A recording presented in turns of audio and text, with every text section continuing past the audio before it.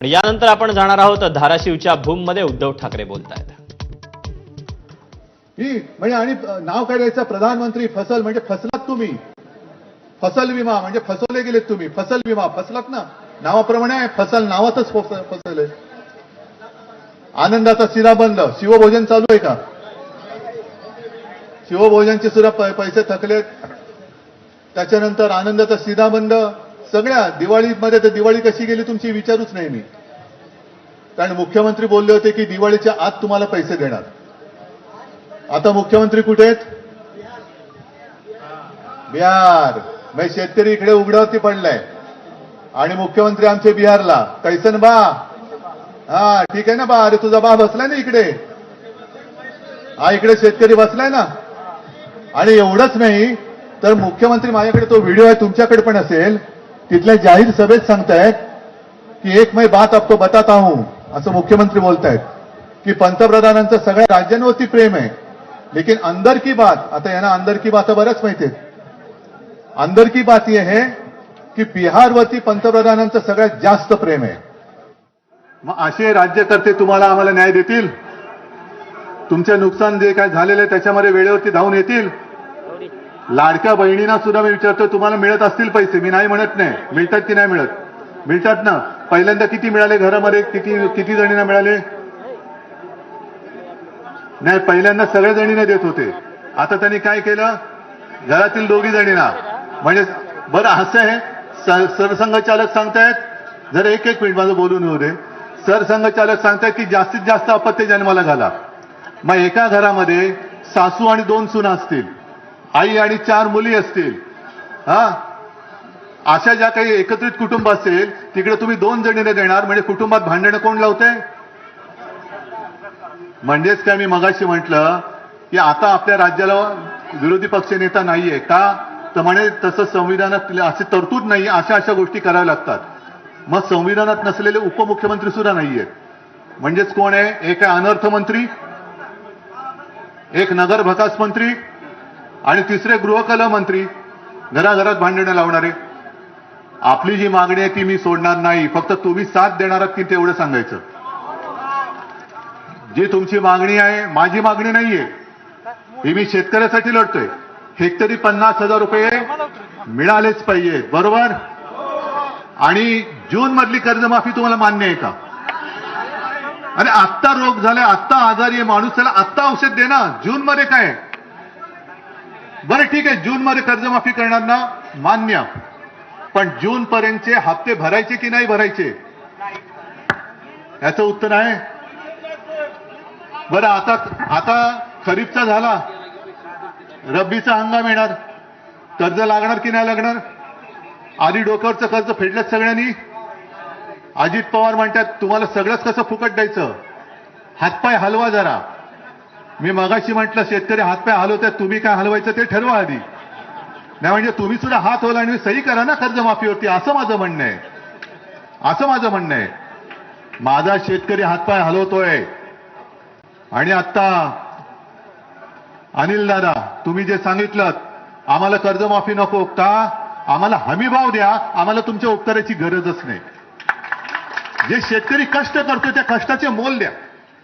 गेल्या विधानसभेत जेव्हा आम्ही फिरत होतो त्याही वेळेला, तेव्हा सोयाबीन हातात होतं, कापूस हातात होता, सगळं पीक हातात होतं, पण हमीभाव नव्हता। आता हातातलं सगळंच गेलं।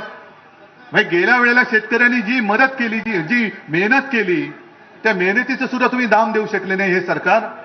ना कापसाला हमीभाव देऊ शकले, ना सोयाबीनला देऊ शकले त्यावेळेला जो पाहिजे होता तो, आणि आता तर सगळंच गेले।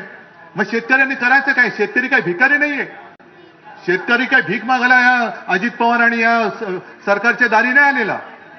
शेतकरी आपल्या हक्काचा दाम मागतोय, तो जर का त्याला मिळवून दिला तर शेतकरी तुमच्याकडे सारखा फुकट घेणारा तो काय भाजपचा सभासद नाहीये की आम्हाला द्या म्हणजे 50 खोके घेतो आणि भाजपा देतो। नकोय आम्हाला तुमचे खोके नकोयत, आम्हाला आमच्या घामाचा पैसा पाहिजे।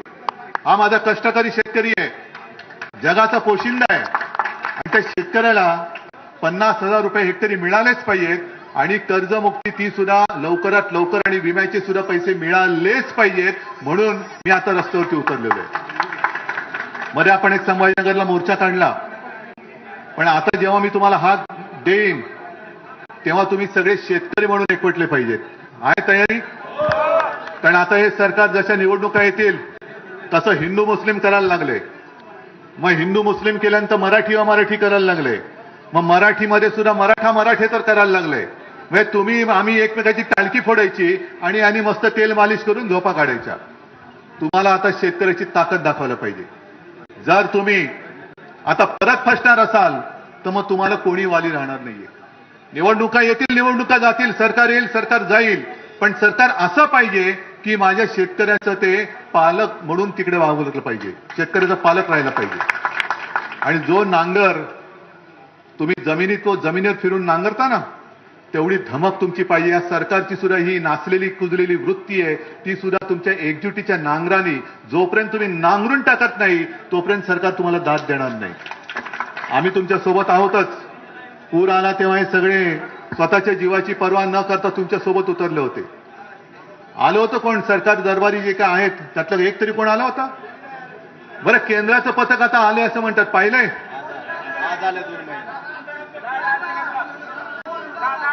ओम दादा आला होता म्हणूनच विचारलं. पण केंद्राचं पथक आलंय? आता मी फोटो बघितले, रात्रीचे फिरतात टॉर्च घेऊन केंद्राचं पथक. नुकसान कुठे झालं. आणि 2 का 3 दिवसाचा हा केंद्रीय पथकाचा दौरा आहे. 2-3 दिवसात काय करणार आहे इतक्या दिवसांनी? म्हणजे मग गावोगावी बोर्ड लावा, जिकडे केंद्राचं पथक येणार नाही तिकडे बोर्ड लावा, केंद्राचं पथक दाखवा आणि 100 रुपये मिळवा. ही कोणती पद्धत आहे? ही कोणतं सरकार आहे?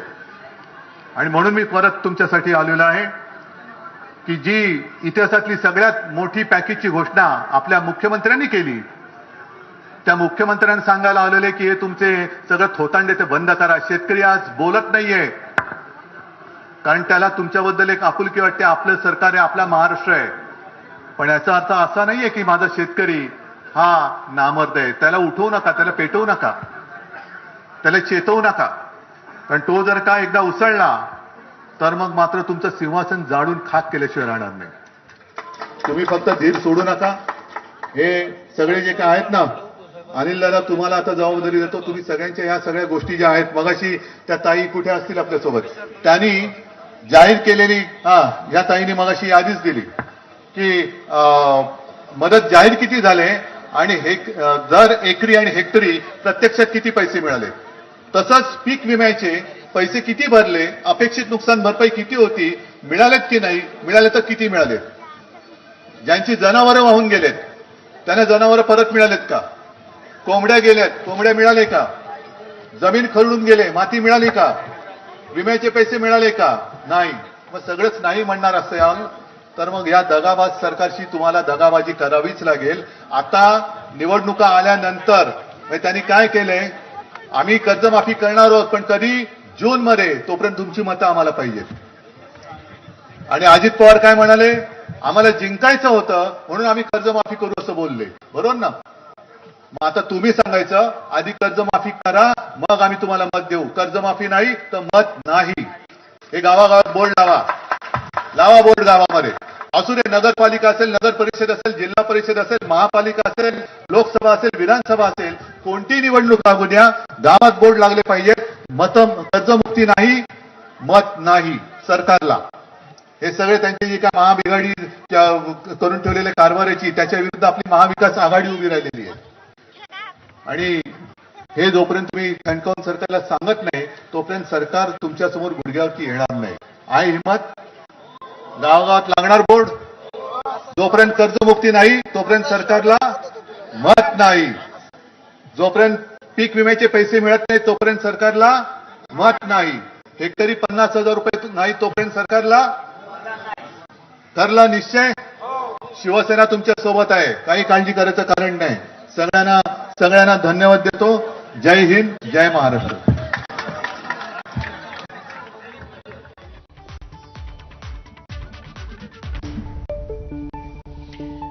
तेव्हा जोवर कर्जमाफी होत नाही तोवर मतदान करू नका, मत देऊ नका, असं आवाहन उद्धव ठाकरे यांनी मुख्यमंत्र्यांना, याशिवाय असं जे आवाहन आहे ते उद्धव ठाकरे यांनी शेतकऱ्यांना केलेलं आहे. दगाबाज सरकारशी दगाबाजी केलीच पाहिजे.